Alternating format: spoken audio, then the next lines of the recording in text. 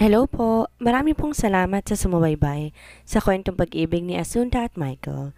Ang next story po natin ay kwento ng anak ni Samuel at Alexa. Si Juliet ang panganay nilang anak. Magawa kayang mapaibig ni Juliet, ang lalaking wala sa isip ang makipagrelasyon? Paano kaya makukuha ni Juliet ang loob ni Oscar, gayong ang lamig ng pakikitungo nito sa kanya? Tunghayan po natin ang kwentong pag-ibig ni Juliet at Oscar. Samuel, babe, nakawin na bang panganay mong anak? Tanong ni Almira habang buhat ang 3 taon nilang anak ng asawa. Napatingin si Samuel sa suot na relo bago kinuhang anak nilang bunso at siya na ang kumarga. Di ba siya tumawag sa'yo para magpaalam? Nagpaalam siya kagabi na paglipas ng gabi sa bahay ng kaibigan. Lang pasok bukas pero hindi ko pinayagan. Nag-aalalang tugon ni Amira sa asawa. 19 years na rin nakakalipas, kaya talaga ng anak nilang panganay. Masuyong inakbe ni Samuel ang asawa habang buhat ang bunso nilang anak. Sobrang na-spoil ng asawa niyang panganay nila, lalo na't matagal bago nasundan. Babe, maaga pa naman. At nagsabi siya sa akin kanina, sasama siya sa mga kaibigan upang mamasyal. Babe, paano kung may puting van ang biglang kumuha sa kanya? Binaba muna ni Samuel ang anak sa sofa bago napakamot sa kilay kahit di naman makatiyon. Pati sa pag-iisip sa kaligtasan ng anak nila, ang kulit ng asawa. Naintindihan niya to, lalo na't maraming napapabalitang may nawawalang kabataan ngayon. Tatawagan ko na siya, okay? Huwag nang masyadong mag-alala. Napalabi si Almira at hinintay ang asawa na kinakontak ang anak nilang si Juliet. Dapat pala hindi siya pumayag na mag-aral ng anak sa isang public school nung high school. Nagkaroon kasi to ng lakas ng loob kumala lagi kasi mahirap lang umano ang pagkakakilala dito ng lahat. Noon kasi takot siya na baka makidnap to at anak ng mayaman. Kaya ayun, naisip ng anak na magiging mahirap sa mata ng lahat para di niya na maisip na madudukot to para ipatubos sa malaking halaga. Daddy, pwede po bang bukas na ako uuwi? Malambing na tanong ni Juliet sa ama. Napatingin si Samuel sa asawa, di agad nasagot ng anak. Dad, nag-aya na night swimming ang kaibigan ko. Gusto ko rin pong maranasan yung ganito na puro mga kaibigan ang kasama. Paglalambing pa ni Juliet sa ama. Napabuntong hininga si Samuel bago sumagot sa anak. Mag-uusap muna kami ng mommy mo. Malungkot na tumungo si Juliet kahit di nakikita ng ama. Inaasahan na niyang di siya papayagan dahil sa ina niya. Minsan nakakatampo ng kahigpitan ng ina niya eh. Alam niya naman iniingatan lamang siya nito pero nakakasakal din at dalaga naman na siya. Ano na girl? Ayaw ka na naman bang payagan? Tanong ni Rosa kay Juliet. Isa sa kaibigan ng dalaga. Kinakausap ni daddy si mommy. Pumalatak si Rosa at tinapik sa balikat ang kaibigan. Sayang kung di ka makasama. Pagkakataon mo na sanang masilayan muli si Oscar. Nakagat ni Juliet ang ibabang labi nang marinig ang pangalan ng lalaking lihim na hinahangaan nung high school pa sila. Ngayong college na magkaiwalay sila ng building pero pareho ng university. Matagal na rin mula nang masilayan niyang binata. Masungit kasi at hindi friendly. Parang pinaglihis sa sama ng loob at galit sa lahat. Hanga siya sa lalaki at parang mas matanda pa siya na ilang buwan sa binata pero ahead sa kanya sa pag-aaral ng 2 years. Balita niya sobrang talino at gustong makapagtapos ng mas maaga. May paraan naman at posibleng ganon basta't matalino ka. Matalino rin naman siya, di nga lang kasing taas ng IQ ni Oscar ang utak niya. Hoy, Rosa, para ka namang devil dyan na bumubulong kay Juliet. Sita ni Gigi sa kaibigan habang nakapamewang. Inirapan ni Rosa si Gigi. Bakit? Di ba tama naman ako? Si Oscar ang dahilan niya kung bakit natin siya naging kaibigan? Inis nang tinalikuran ni Juliet si Rosa. Tama naman to. Hindi niya alam kung bakit. Hindi tunay na kaibigan ang tingin nito sa kanya mula nang malaman na may gusto siya kay Oscar. Kilala kasi ni Rosa ng personal si Oscar dahil schoolmate ng kapatid nito ang binata tsaka kapitbahay lang din. Ayaw mo naman kay Oscar para sa ate mo kasi laking mahirap lang siya at anak sa labas. So ba't parang ayaw mo rin sa kaibigan natin para kay Oscar? Intrigang tanong muli ni Gigi kay Rosa. Ikaw lang nag-iisip ng ganyan. Ayoko lang naman na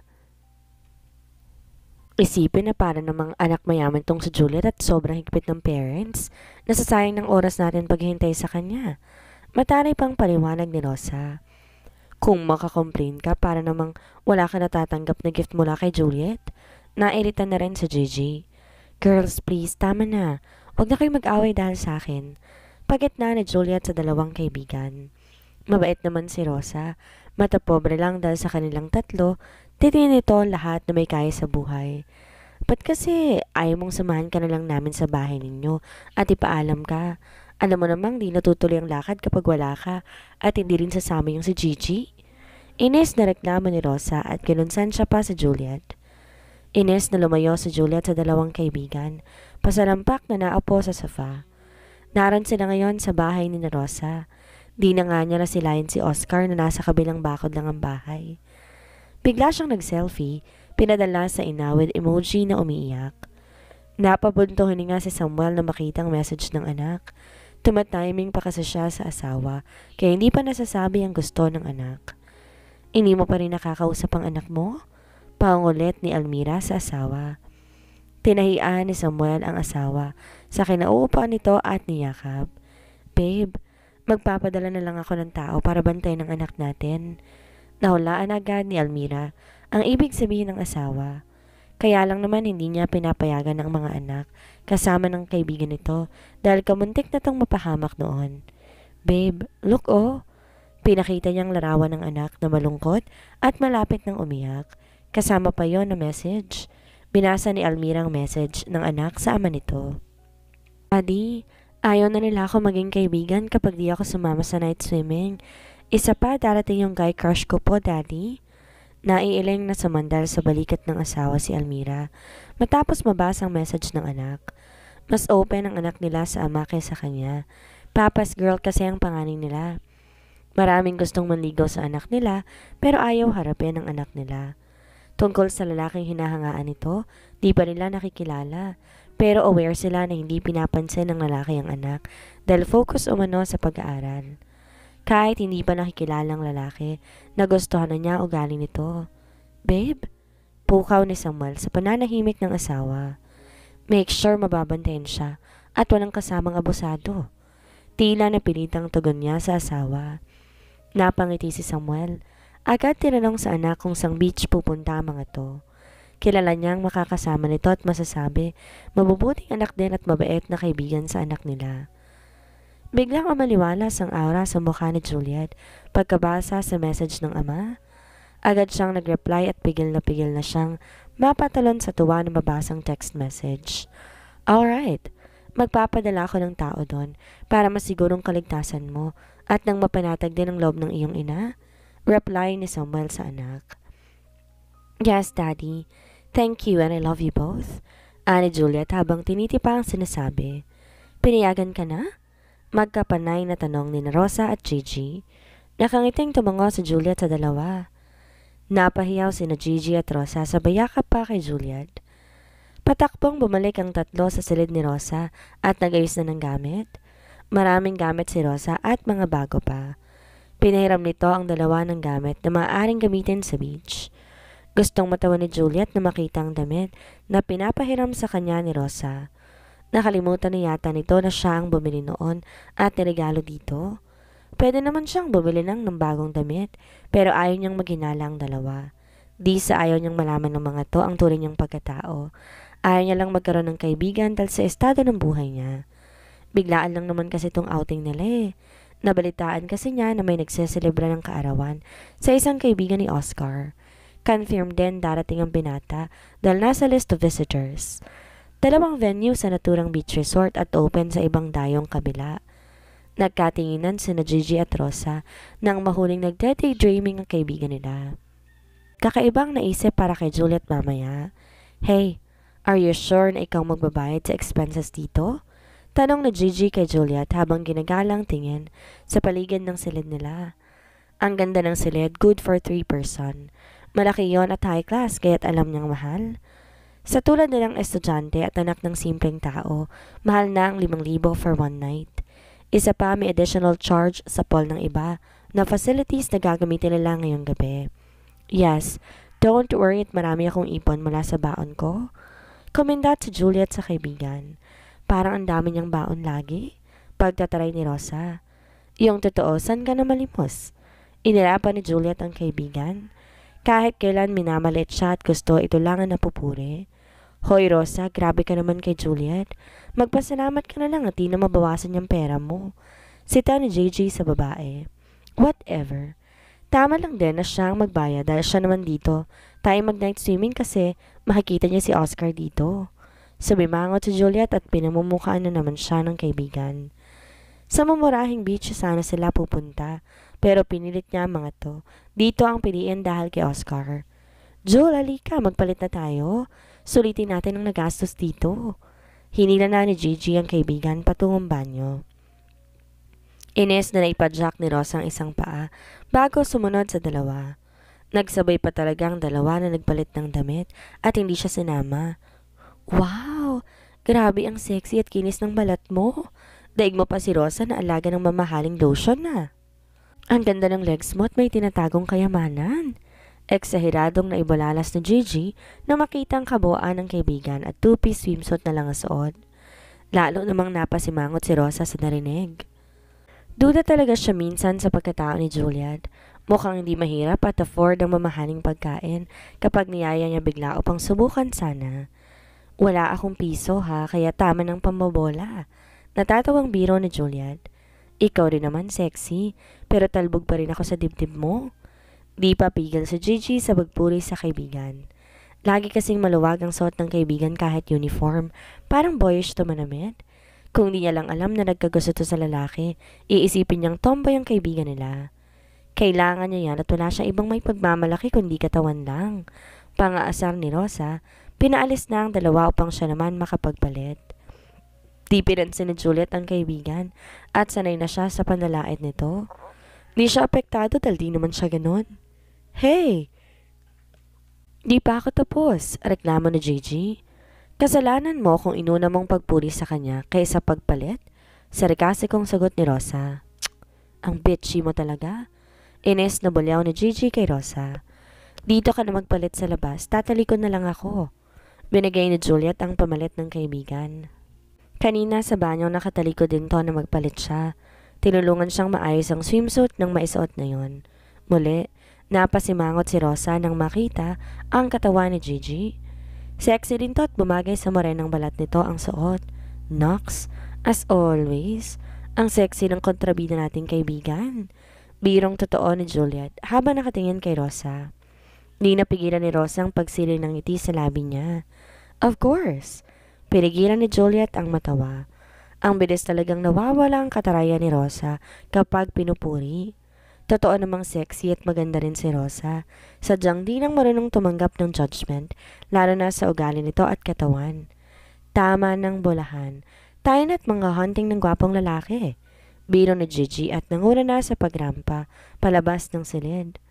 Nagunahan sa pagsunod sina Juliet at Rosa. Si Rosa ay nagmamadali upang siya ang unang makita ng karamihan at hangaan. Si Juliet ang nagmamadali para makita na si Oscar. Hey bro, salamat at nakarating ka. Natutuwang salubong ni Mike kay Oscar. Happy birthday. Pasensya na't wala akong dalang regalo. Bati ni Oscar sa kaibigan. Ito lang may tuturing niyang kaibigan kaya hindi napaghindian. Di importante ang regalo bro. Bawi ka na lang kapag mayaman ka na. Biro ni Mike sa kaibigan.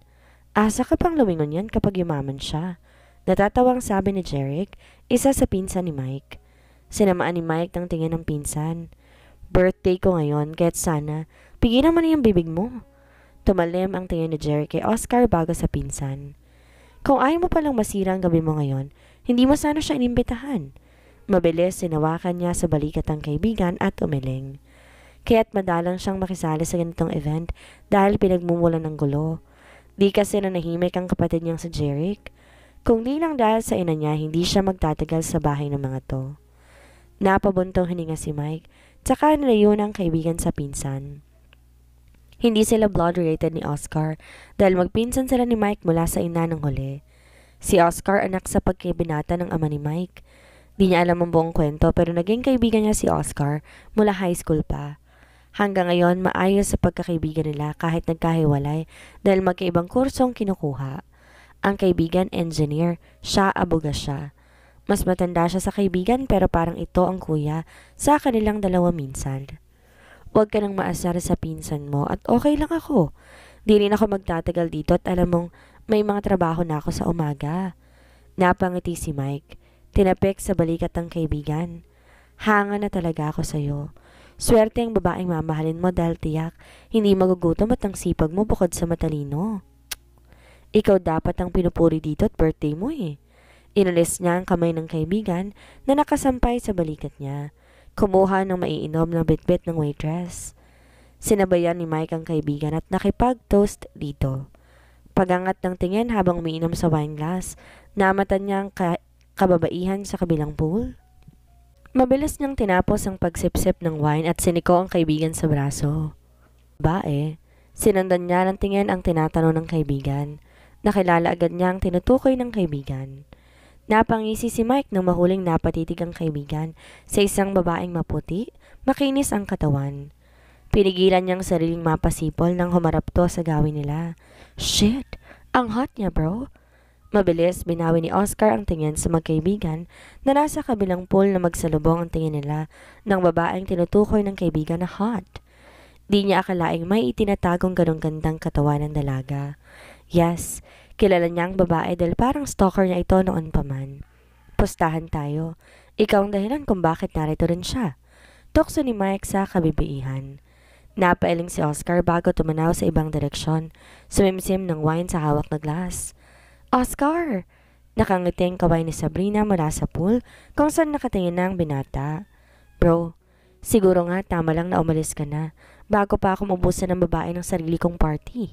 Biro pa ni Mike sa kaibigan. Puro kakalokohan.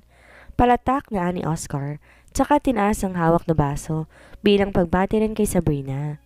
Same course sila ng babae kaya't madalas nagkikita. Nakikipagkaibigan to sa kanya pero hindi siya komportable na magkaroon ng close friend na babae. So, uuwi ka pa ba ng maaga? Nanunuksong tanong ni Mike nang mahuling nakatingin mula sa kabila ang kaibigan. Di sinagot ni Oscar ang kaibigan at inisang lagok ang laman ng wine glass habang nanatili ang tingin sa tatlong magkakaibigan. Umupo si Mike sa isang upuan, dumikwadro habang nakatanaw din sa kabila. Ilang sandali pa, muling nabaling ang tingin sa kaibigang mukhang may sariling mundo na naman. Sumiksik sa Juliet sa tabi ni Gigi nang ngumiti ang lalaking bago lang lumapit sa kanila. Juliet, nakalimutan kong sabing inimbitahan kong nobyo ko? Umaktong nahihiya si Rosa. Humawak siya sa braso ng nobyo. Hello girls, long time no see. Nakangising bati ni Rodel sa dalang kaibigan ng nobya at tumagalang tingin kay Juliet. Rosa, kung gusto mong siya makasama ngayong gabi, kumuha ka ng ibang room. Ines na tura ni Gigi. What? Ako nagbayad ng room na yon, tapos akong lilipat? Galit na tura ni Rosa. Umikot ang mga mata ni Gigi at natawa. Ang yabang talaga ni Rosa. Kung di lang siya pinigilan ni Juliet, nakatikim na sana ng di magandang salita si Rosa. Hayaan mo na, kukuha na lang ako ng bagong room para sa ating dalawa. Bulong ni Juliet sa kaibigan. Pero paanong pambayad? Pabulong ding tanong ni Gigi. Huwag mo nang isipin yan. Ako nang bahala. Let's enjoy at wag hahayang masirag gabi dahil lang sa lalaking yan. Napabuga ng hangin sa bibig si Gigi. Tila lang siya nagsalita pa. Babe, huwag mo na silang paalisin. Kasya naman tayo sa iisang room. Umaktong naduduwal si Gigi nang marinig ang sinabi ni Rodel. Thank you na lang. Mas gugustuhin pa naming matulog dito sa labas kaysa makasama ka sa iisang room. Gustong matawa ni Juliet nang dumilim ang aura ng mukha ni Rodel. Feeling talaga nito gwapo at maaakit sila, no? Marunong pa naman siyang magtimpi at itagong kamalditahan niya. Hayaan na muna niyang trono kay Gigi. Tanga din ni Rosa, talata naman. Katawan lang nitong habol ng lalaki. Nagtago na siya sa likod ni Gigi at parang huhubaran siya kung makatingin si Rodel. Gigi, magdahan-dahan ka sa pananalita mo ha. Boyfriend ko si Rodel. Kung ayaw niyo sa kanya, ayaw niya rin sa inyo. Mataray na sita ni Rosa sa kaibigan. E di wow, huwag mong palapitin yan sa amin at baka maglaway sa katawan ni Juliet. Ines na naikayom ni Rosa ang kanang palad. Gustong sabunutan ng kaibigan. Talagang ayaw ng mga to kay Rodel para sa kanya dahil babaero umano at manyak. Ang yabang mo. Hindi ko pag-iinteresan yung katawan mo. Si Rosa lang ang mahal ko. Napipikon na si Rodel at napahiya na rin siya kahit walang ibang taong malapit sa kanila. Huwag ka nang magsalita. Ang mabuti pa doon tayo banda at malayo sa kanila. Hinila ni Juliet sa kamay ang kaibigan at pinatayo kasabay niya. Napasunod ang tayo ni Oscar sa babaeng maputi nang tumayo ito. Lihim na napangiti si Mike habang pinagmamasan ng tahimik na kaibigan. Gusto mo, imbitahan ko sila to join us? Blankong ekspresyon sa mukha nang lumingon si Oscar kay Mike. Alright, I know it. Ani Mike at tumayo dahil naiintindihan ang ganong tingin ng kaibigan. Di pa man nakalayo kina Rosa at Juliet ay biglang may tumawag sa kanila ng kaibigan. Hey girls, wanna join us? Nakangiting bati ni Mike sa dalawang dalaga. Gulat na napatingin si Juliet sa celebrant ngayong gabi. Pagtingin niya sa kabilang panig kung saan nakaupo si Oscar napangiti siya. Nahuli niya kasing nakatingin sa kanya ang binata. Hindi ba nakakahiya? Tanong ni Gigi. Bakit naman kayo mahihiya sa amin? Isa pa, birthday ko ngayon, kaya pagbigyan nyo na. Pangulit ni Mike sa dalawa. Salamat sa paanyaya. Gumite si Gigi sa kaibigan at alam niya may real talk na magaganap. Kung okay lang talaga sa'yo, masayang tatanggapin kong paanyaya mo. Mukhang bumagsak ang mga balikat ni Gigi nang marinig ang huling sinabi ng kaibigan. Di man lang nagpakipot muna ang kaibigan at halatang excited na mapalapit sa lalaking hinahangaan nito. Mabilis sinuot ni Juliet ang roba pagkaahon sa tubig kasama ni Gigi. Halos napapatingin kasi ang lahat ng kalalakihan sa kanya. Pagsulyap niya kay Oscar, bukod tayong ito lang ang di nakatingin sa kanya. Bigla siyang na-disappoint. Buong akala pa naman niya, itong nag-utos kay Mike na lapitan sila upang mabilis niyang sinaway ang sarili at nag-overthink na naman siya. Bakit naman magkakaroon ng concern sa kanya si Oscar? Ginitian niya ito at di nito magawa sa kanya kapag binati niya. Basta lang tong titingin at lalampasan siya. Let's go! Inatak niya na sa kamay si Gigi at mabilis na sumunod kay Mike. Kilala niya ang lahat ng malapit kay Oscar kahit di siya kilala ng mga to. Hoy, hintayin niyo nga ako. Naiiritang sumunod si Rosa sa dalawa. Ayaw niyang magpaiwan kasama ng nobyo lang dahil tiyak mapapagalitan siya ng kapatid. Rosa, anong ginagawa ninyo dito? Tanong ni Sabrina sa kapatid bago tumingin sa mga kasama nito. Di magawang sumagot ni Rosa at tumingin kay Juliet. Ikaw na naman? Bakit palagi mong kinakaladkad ang kapatid ko kung saan? Sita ni Sabrina kay Juliet. Napasimangot si Juliet at nasisi na naman siya ng kapatid ni Rosa. Nahihiyang sinulyapan niya si Oscar, tahimik lamang sa kinuupuan. Tiyak narinig nito ang hindi magandang ugali niya kuno. Lumalabas na bad influence siya sa kaibigan at baka maniwala ang binata. Sabrina, inaya ko sila to join us at hindi ang pagsalitaan ng di maganda. Sita ni Mike sa dalaga. Pero kapatid ko kasi kinakalad ka niya sa... Nasa tamang edad na ang kapatid mo para magpauto pa sa isang kaibigan. Nahihiyang nilingon ni Sabrina ang nagsalitang bigla. For the first time nagsalita ito, nakasakit pa ng damdamin niya. Di makapaniwalang nakatitig si Juliet sa binata. Parang nabingi yata siya at narinig na itong nagsasalita kahit wala iyong emosyon.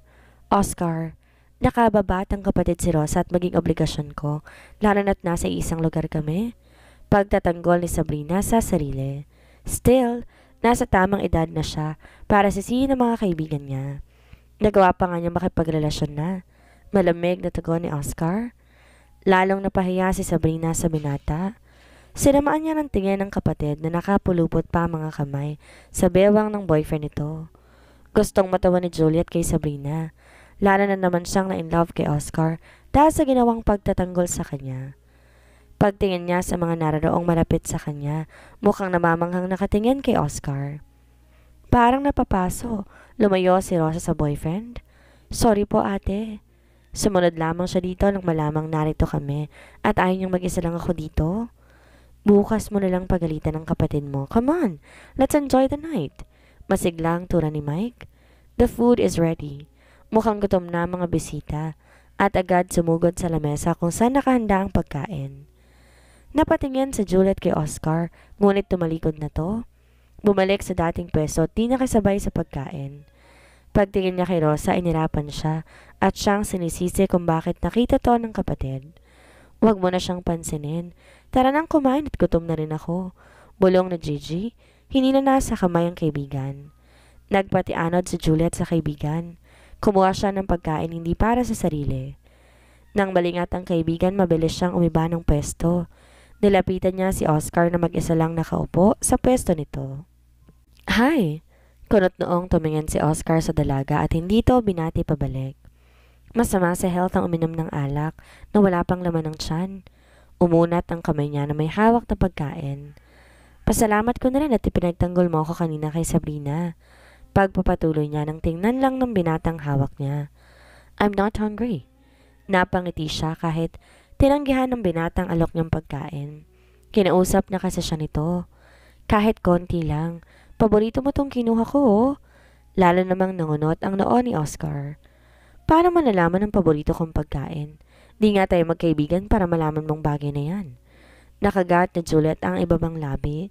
Nahihiyang umiwas ng tingin sa binata bago sumagot. Kapag gusto mong isang tao, gagawa ka ng paraan upang makilala siya ng gusto at malaman ang mga likes and dislikes niya. Proud pa niyang paliwanag sa binata. So alam mo rin siguro na ayoko sa babaeng unang nagpapakita ng motibo sa isang lalaki? Napalabi si Juliet.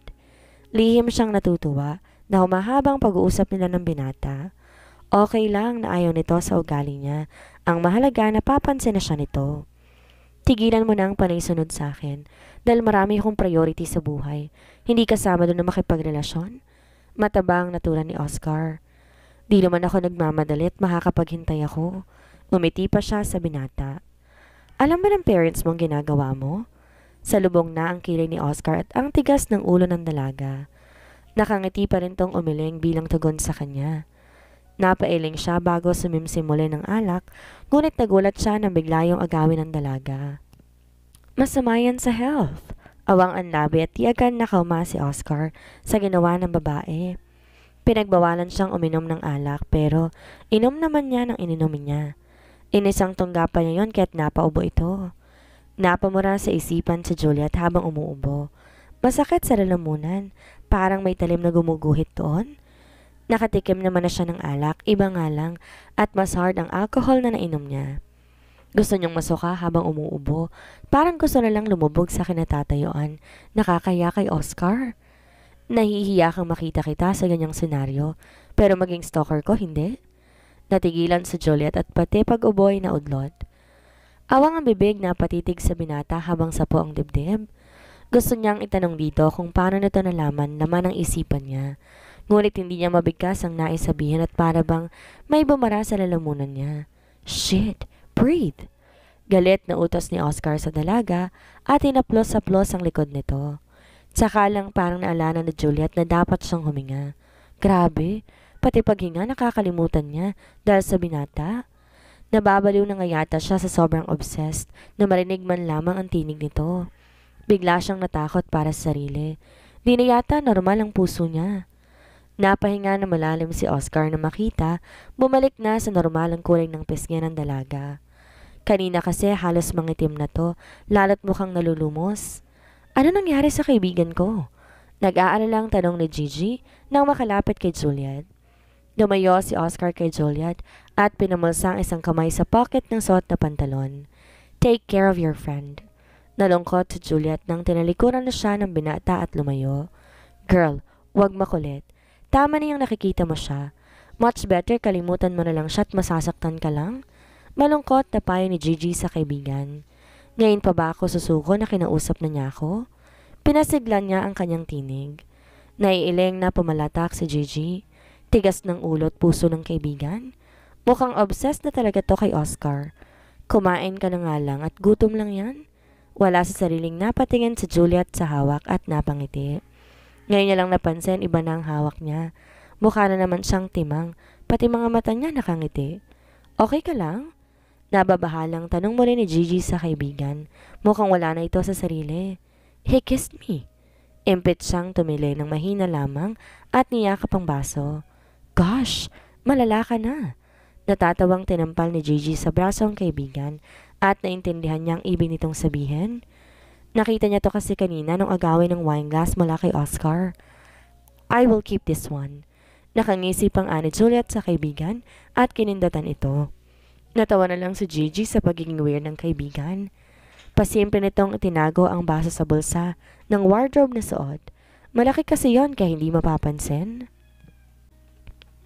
Ano kaya ang gagawin ni Juliet para lang mapansin ng lalaking nagugustuhan niya? At magawa kaya siyang gustuhin ni Oscar gayong wala sa isip niyang makipagrelasyon? Yan ang ating aalamin sa susunod nating kabanata.